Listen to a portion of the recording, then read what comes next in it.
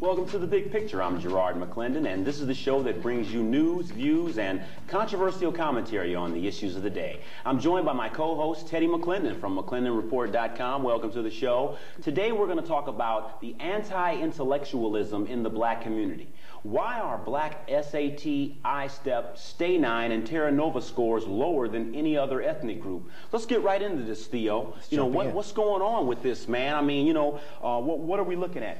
The reason for poor academic development in the African American community. Well, first of all, we could also, I think I need to add the caveat right now that I'm not a proponent of the standardized tests per se, but for the sake of discussion and for the sake of looking at the crux of the problem, we do need to identify what is causing the lower scores. But the one thing that I think is at the root of this cause is an anti-intellectualism in the black community. Yeah, and you know what? Let's just define terms, okay? Because intellectualism, I think, people look at that as this $20 word, and it's only reserved for high society. But, it doesn't really matter what socioeconomical background you belong to. That doesn't automatically make you an anti-intellectual. Right, it doesn't. However, there's something in the black community, and most of us could probably attest from experience, that is sort of anti-growth, anti-learning, anti-expansion of consciousness, expansion of the intellect. There's something inherent in growing up in the black community that points toward that, and I see it as very problematic. So it has nothing to do with black people having less brain power, less cognitive development. Are you saying that this is a choice? Right, to the contrary.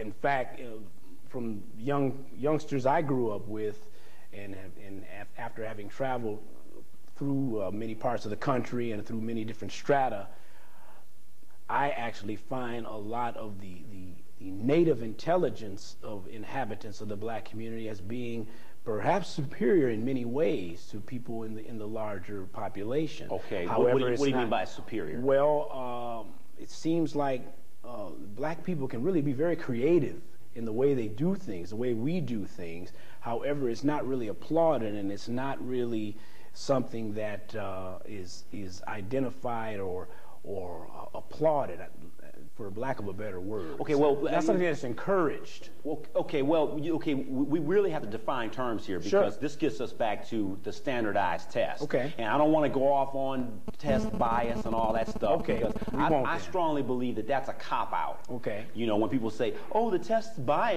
are biased, therefore that's why girls don't do well. That's why Hispanics or blacks don't do well. I mean, okay, maybe it's a factor. It's a factor, right? It's a factor, maybe.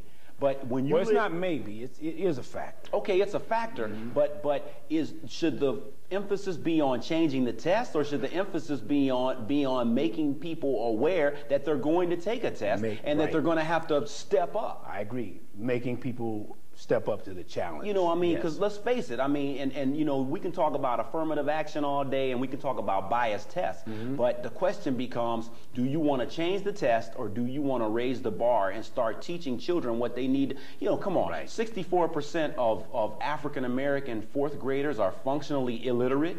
Is that because of bias? No. See, so let's get to the root of the problem here, because I think one big problem that black people have is crying racism at the wrong times. The wrong time, and that messes it up for when you do have to cry racism legitimately. Yeah. That really messes things up, because it's crying wolf at some point when you just arbitrarily say that it's because of race that I'm failing, or because of race I'm not intellectually prepared to compete. Yeah, yeah, and if we get right into this, of course, Gardner's multiple intelligences clearly states that mankind has more than just two intelligences, and that's what they rate you on in school systems. They rate you on math and verbal. And that's unfair. That's biased because it's assuming that all children should do well either verbally or mathematically as it pertains to logic, but they're counting out other intelligences, and Gardner points out intra and interpersonal, musical, kinesthetic, spatial, naturalist, and metaphysical intelligence. Right. So there may be other categories that children are never given a chance to express their intelligence. Right, and that's beyond race, and I tend to adhere to some of those principles that Gardner laid down, the multiple intelligences, things that may be not palpable under the normal testing or the normal curriculum of a given school system, things particular propensities that someone might have that actually demonstrate a vast body of intelligence. Let's move forward, because what I noticed in 2 local newspapers recently is that out of 39 schools, 10th graders, 39 high schools, the African American schools were at the bottom of the rung. They're at the bottom of this ladder. You know, the predominantly white schools, the multi-ethnic schools did much better than the African American schools. And it's sad, and I think it's down to a volitional choice. There's volition involved here. It certainly is not genetic. Okay. African Americans have just as much genetic potential. So it's not genetic. So not at all. Okay, so if it's not genetic, what is it? It's environmental. Okay, it comes from being in an atmosphere, once again, where intelligence is not applauded, intelligence is not encouraged. You know, and that's just not the classroom clown or the classroom bully, you know, or the gang member outside. He or she is not the only problem. It comes from being from a home where intelligence is not applauded.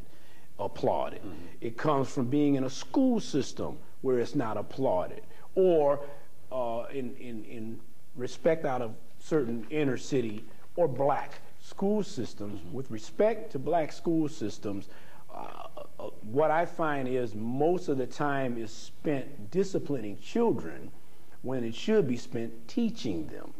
And so the school system is at a handicap. The discipline should come from home and not that individual teacher or school system. So when when children come into class and the classroom is up for grabs, people are running amok, it's very difficult to impart knowledge or to share an intelligent discussion in that atmosphere. The United States is 39th out of all industrialized countries in math and science.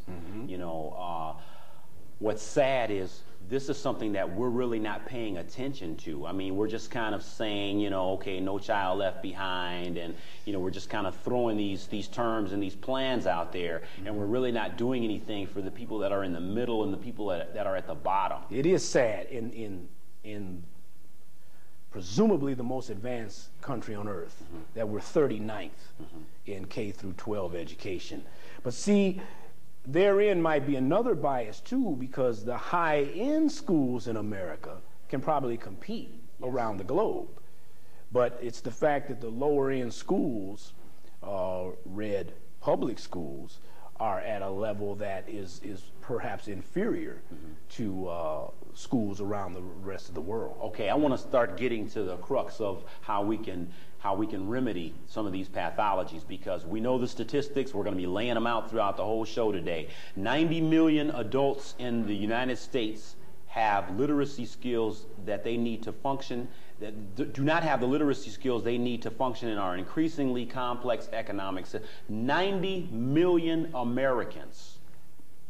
You know, this is a serious problem. It's a very serious problem. How do we go about getting the masses, specifically those who do very poorly, how do we get them to embrace intellectualism, to embrace school, to embrace learning? It's going to have to be an imperative that's laid down that really accents the importance of intellectualism and the importance of thriving in a 21st century economy. It's not going to be about physical labor. It's about mental labor. Okay, and it's about intellectual property, as we spoke about on a previous show. And somehow that has to be that has to be impressed upon the nation. Okay. When people are displaced out of their jobs, when they're downsized, yes, it's an unfortunate situation, but much of it is because you've become very dispensable, because you're not offering the necessary brain power, the creativity to really be worth your salt within the job marketplace. And if we're not teaching that to our children, we're really doing them a great disservice. So with the decrease in jobs that are hard labor, there needs to be an increase in literacy skills? But it seems as if we're seeing the inverse almost. The inverse, and it's compounded in the black community.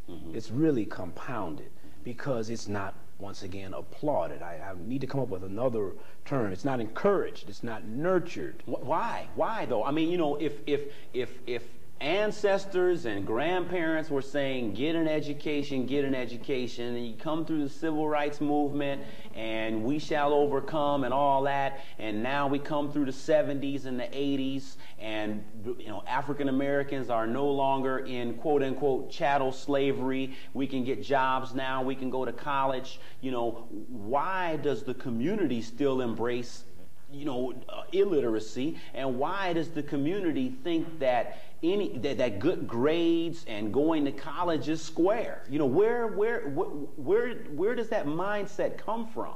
I wish I had the answer to that question, but half of answering a question is being able to pose it, and you've posed it very well.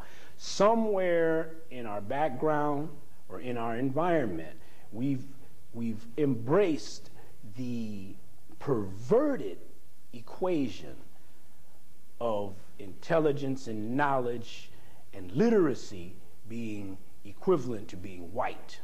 Somewhere in our history that transpired. Right.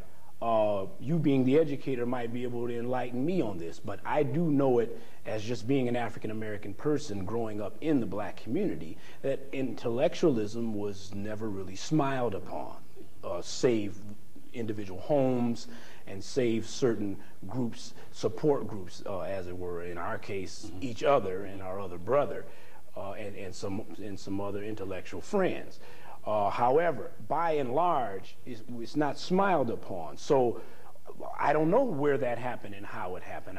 I've got some hunches perhaps, but I don't have a concrete answer on that. But I do know that it is a profound problem. We got to get to grassroots then, because what I'm finding in political leadership, what I'm finding in educational leadership, it seems as if everyone has some sort of a plan, and it seems as if everyone knows the answer, but they're, one, not doing anything about it. Two, they're not developing a grassroots program to help people. And the third thing is they're usurping dollars from taxpayers, and the taxpayers never see any elevation in the program. I'll tell you what the problem is, and it's not just with politicians, okay? We're not going to beat them up again today.